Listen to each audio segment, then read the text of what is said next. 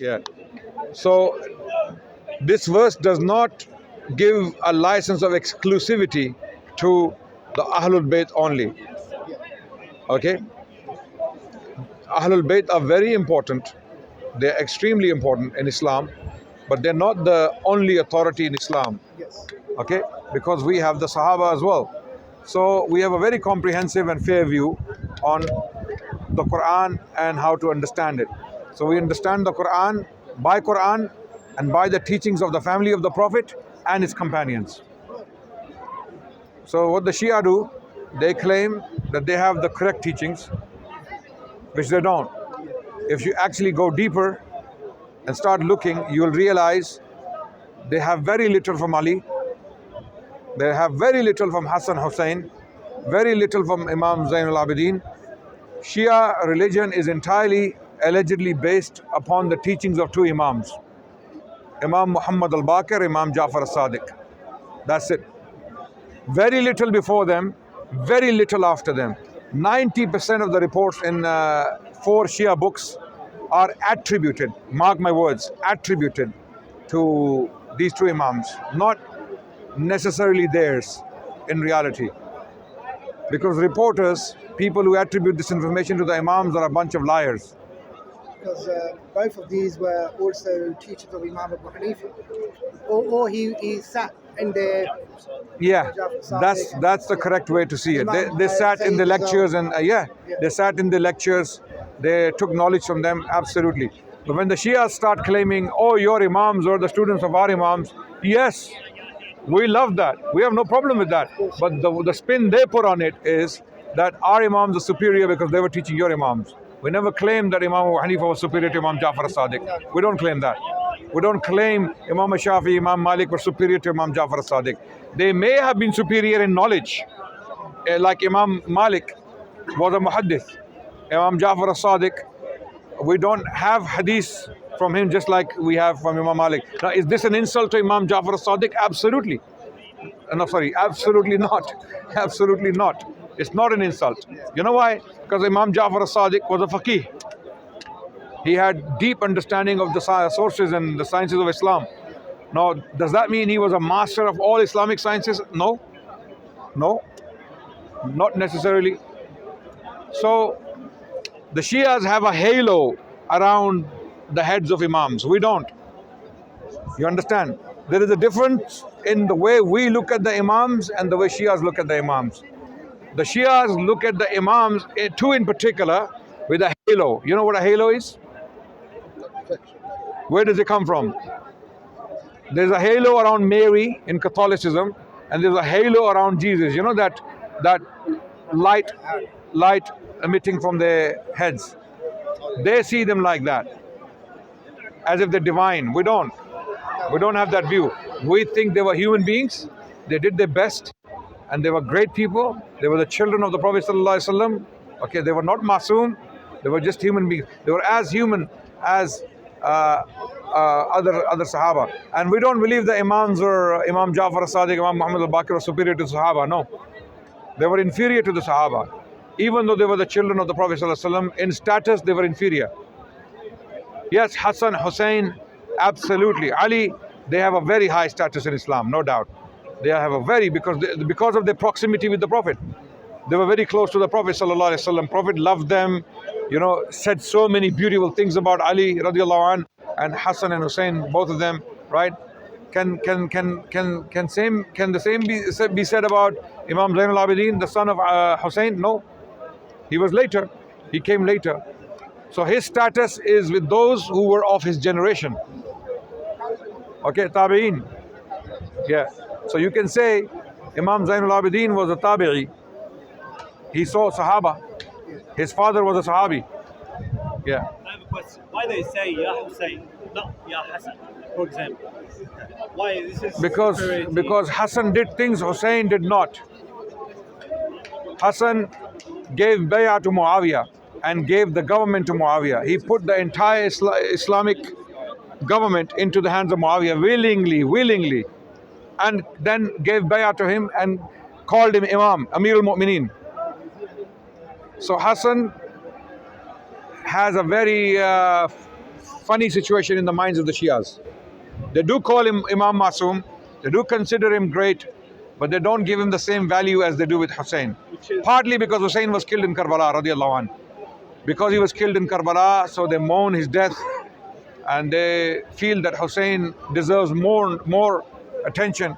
Clearly in action, clearly. Sorry? Yeah, martyrdom, of course. He was Shaheed.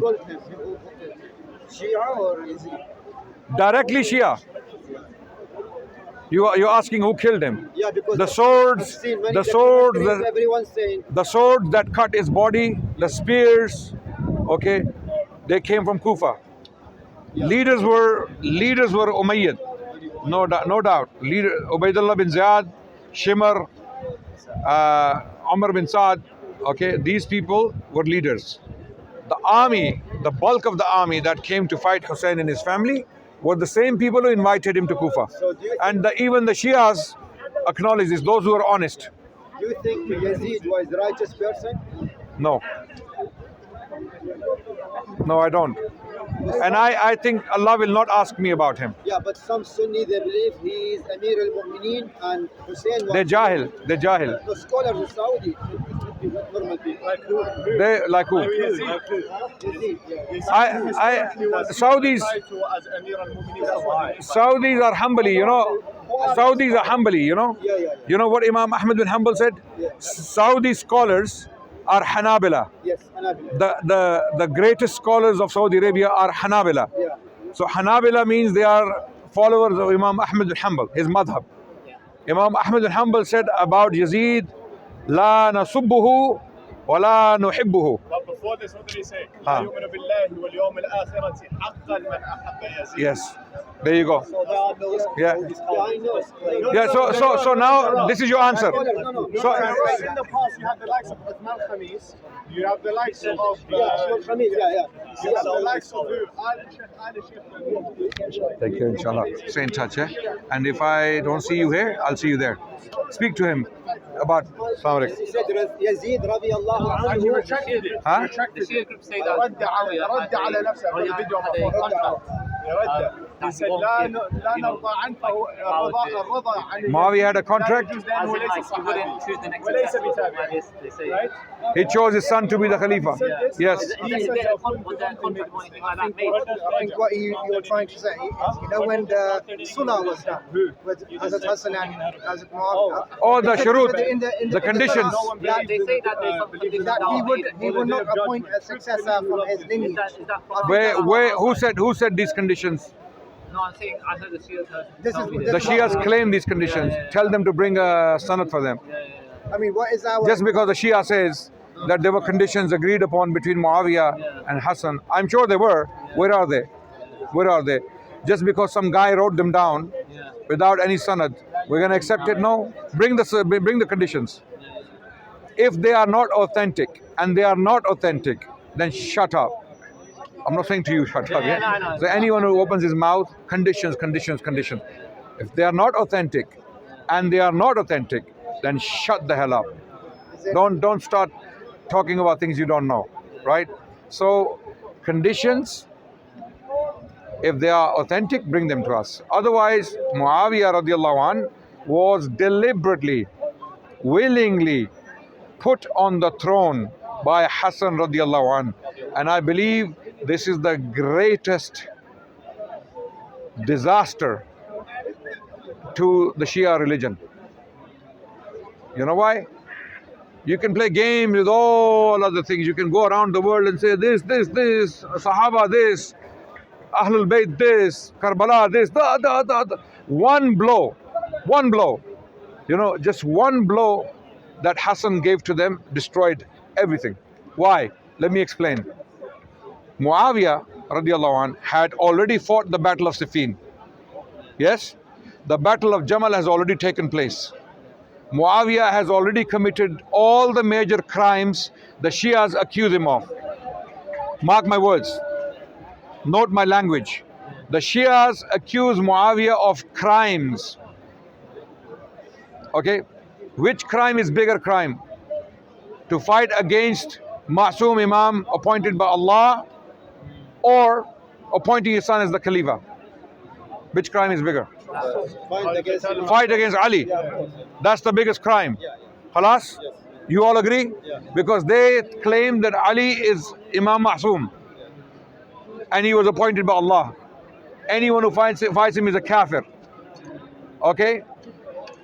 Did Hassan know all of this? Yes. Was Hassan in the battles? Yes. Was Hassan fighting Muawiyah? Yes. Was he with his sword unleashed fighting? Yes or no? Despite all of that, in spite of all of that, he puts Muawiyah on the throne, gives his hand into his hand, and he says, "You're Amirul Mu'mineen, and I surrender." Khalas. Shias have no case in this world and in the hereafter. هذا ولدي سيد. Yes. هذا ولدي سيد. يصلح بينهم بينهم صلح بين Yeah. اثنين عظيمين من المسلمين Muslimin. ولفظ ثاني مؤمنين. Yes. Can I ask one question? Yeah. This Muharram just went by and they post on the Facebook that Hazrat Fatima went to a king to ask her right, did she got it or not? So these kind of posts from Khalifa Shias Abu went Bakr. on Hazrat Umar. Yeah. It's on Hazrat Umar. That she was These posts are like such like she was injured by Umar. That one. something about regarding the- something Fadak. So they Fadak. put it in such a way, like they already say, she went to ask for her right. Did she got it or not? So they already asked- established it is a right. So they We asked them. First question is, how did she know this was her right? yeah, so they are already established. Okay, was this given to by the Messenger of Allah to her as a gift, or was this I don't inherit? know Was the this? scenario. I'm asking them, those who pose this question, or was this inheritance? Was this inheritance or a gift? If they claim it was a gift from the Prophet to his daughter, the land of Fadak, then they have to prove it. They have to prove it. They have to bring evidence that there is this report where the Prophet gave it to her. And when we check the reports, none of them stands the test of scrutiny. All weak and fabrications of the Shia. Number one. Number two, now come to inheritance. If she is coming to claim inheritance, is it only hers or it goes to the wives too? Because a man dies, he leaves behind wives and children. Yes? So does the inheritance go only to children or to wives too? Also wives, yeah? So why do the Shias not cry about Aisha, Hafsa, Safiya, Musalama, Juwairia, yeah, all the list. Why do the Shias not cry about them? Because they didn't get it. None of them got Fadak. None of them got any share from the Fadak. Fadak remained in Baytul Mal, in the management of the Muslims or the community. So why are they only crying about Fatima radiallahu anh? Because they claim, now they know inheritance, they have no case. عفوا شيخ, later on Yeah. Umar ibn Khattab actually gives his stewardship to Abbas and Ali, yes. And in the time of Ali, Ali was Khalifa in Medina for how long? With an army. He had an army. Ali had an army. People willing to kill for him, die for him. In Medina, how long? Over a year. What did he do with Fadak? Did he take it? Did he give it to Hassan Hussein? Because according to the Shia, it belonged to them. Yes? Why did Ali not touch it? They come with these lame excuses. Oh, it was not good for Islam. It would have caused fitna. He was doing taqiyya. He was just more focused on more important things. Then stop crying. The Imams don't take anything by force. Yeah. But subhanAllah, Rasulullah, the whole reason he fought Badr Yeah. was because for the mal of the Muslimin that was taken. Yeah, absolutely. So if Imam don't take anything by force, why was Hussein going to Kufa? Why did Rasulullah even fight Badr? Yeah. He can't put Yeah. it to the side. قدوتنا الأعظم هو رسول. Why did Hussein go to Kufa? What was he doing in Kufa? According to them, he went to take the government. He went to take the government. So why?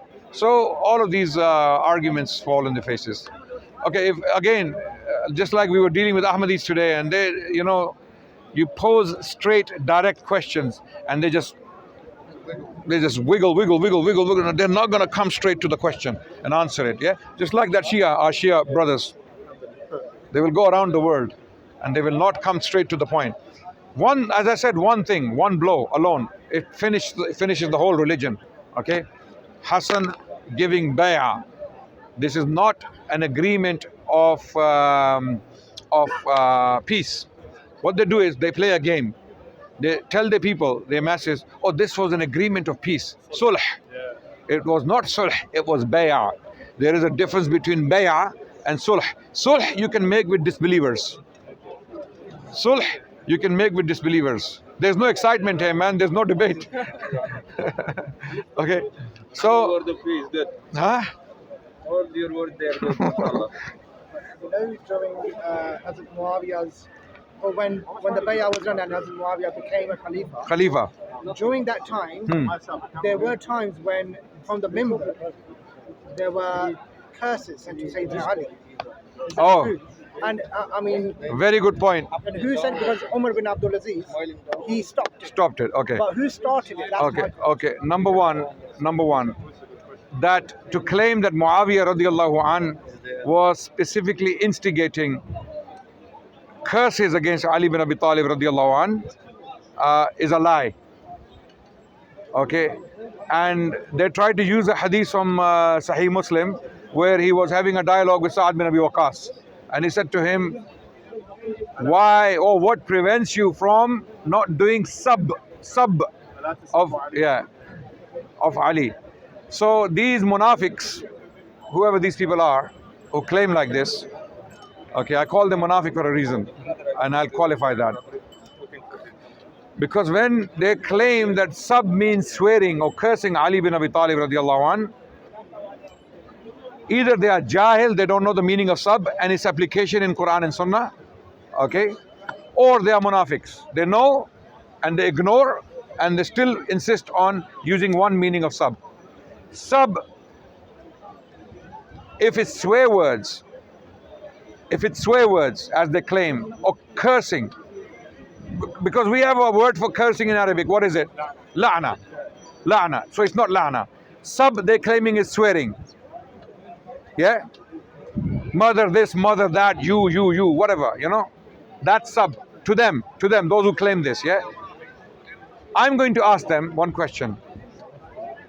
Would you say about the Prophet that he would swear at people using foul language?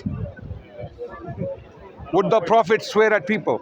There are so many reports from the Prophet where he did sub on people. Sub. The word sub is there. Sabbahuma. You know those two people who came to the ones in the Persians with mustache. There's a hadith and it's sabbahuma. Also, Sheikh, Nabi Sallallahu Alaihi Wasallam, he makes a dua. He says, "Oh Allah, for the believer who I did sab on, make it a virtue for him." So what does the Prophet mean? Sub for the Prophet, when these munafiqs, when they translate it for the Prophet, they translate it as criticism or as rebuke. In the English word is rebuke. When you rebuke someone, when you tell someone off, telling someone off, rebuking. For the Prophet is telling someone off. But when it comes to Muawiyah, speaking to Sa'ad bin Abi Waqqas, yeah, it turns into swear words. So they play semantic games. And if you don't know your language, your Arabic, okay, you can easily be taken for a ride. So with these people, with the Qadianis, the Shia, and all these Batil Firaq, when they bring a hadith or some evidence to you, remember two things. Actually, three things. Number one, the authenticity of the report they're bringing. Check if they claim it's in Bukhari. Every Shia will come to you and say, Bukhari. It's not there. Do they believe in Bukhari? Sorry, no, they don't. They throw it at you. Bukhari is the only word they know. Bukhari. Okay? So it's not there. So always check the authenticity of the bringing. Number one. Number two, never, ever accept the translation. Never. They will spin it. They will twist it that you won't even find out. Always check the translation. If you don't know the Arabic language, go to someone who does. Okay? Because these Batil Firaq, these people of Shubhat and Shahwat, they will always twist the language and use their own meanings. Number three, context, siyaq.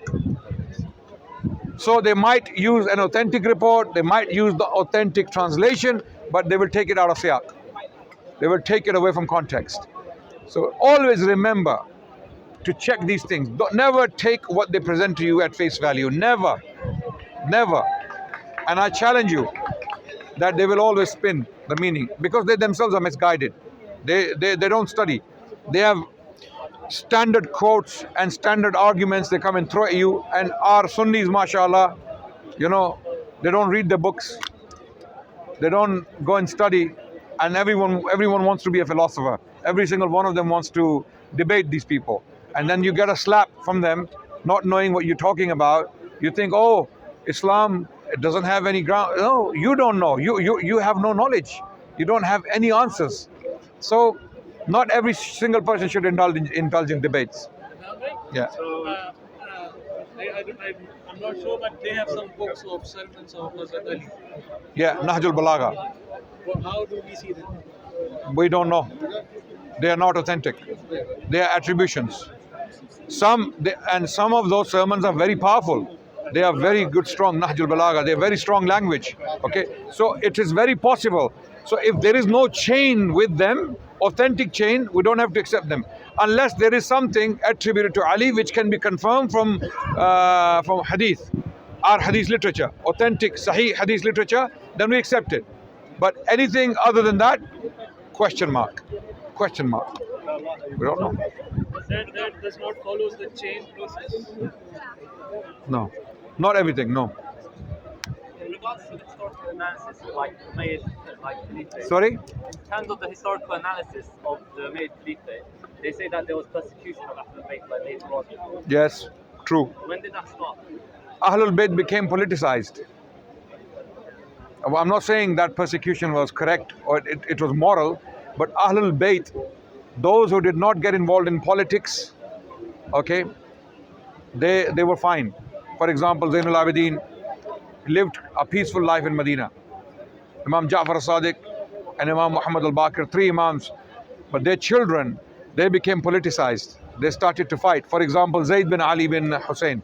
Hussein's radiallahu anh, his grandson, Zayd, Imam Zayd, he fought against the strongest army in the world. So now there is a ruler, let's say, good or bad, Hisham bin Abdul Malik, who ruled for 20 years, one of the most powerful Umayyad caliphs, so powerful that his territory, his borders were stretching from China to Spain. Hisham was minting coins in Spain and China. That's the biggest political power in the world to date. No empire had stretched this far to date, even Alexander the Great and the Roman Empire. Umayyad Empire was the largest empire in the world. Okay, so Hisham bin Abdul Malik is the caliph. Zayd bin Ali bin Hussein radiallahu anh, he decides to fight. And then he depends on his Shias. And then he gets betrayed again. And guess what? Advisors, what were they telling them? Don't do it. Your ancestors have tried it. It didn't work. Don't do it. Politics is not for you. Yeah. He didn't agree with it, but he supported him. He would rather support who? Okay, if someone asked me who was better, who was a better choice, Imam Zayd or Hisham, I would say Imam Zayd, hands down, Imam Zayd. But could he fight him? No. If I was alive at the time, I would say to Imam Zayd, just go to Medina, just like your father, and don't do this, because they suffered. The whole family suffered. And then what happened? Same thing happened to Banu Umayyah. Not that within some years, 10 to 15 years, the Umayyads got completely wiped out by the Abbasids.